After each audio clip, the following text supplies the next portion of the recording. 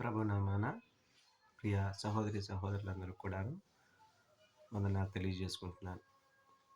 నూతన సంవత్సరంలోనికి వెళ్ళబోయే ముందు మరి దేవుని యొక్క వాక్యం వల్ల మనతో మాట్లాడుచున్నది.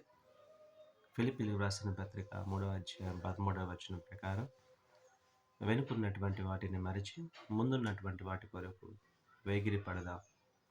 నిజమే ప్రియమైనటువంటి వాళ్ళరా, ఈ సంవత్సరం అంతా కూడాను గత కాలంలో మనల్ని అనేక రకములైన ఇబ్బందులు వెంబడించి ఉండవచ్చు, అనేక రకములైన శోధనలు వెంబడించి ఉండవచ్చు, అనేక రకములైనటువంటి బాధల్లో మనందరం కూడా జీవించి ఉండవచ్చు.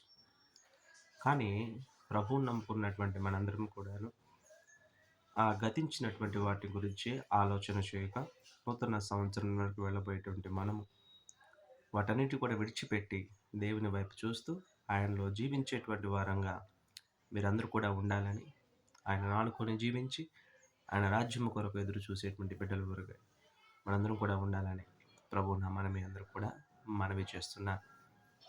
ఆమేన్.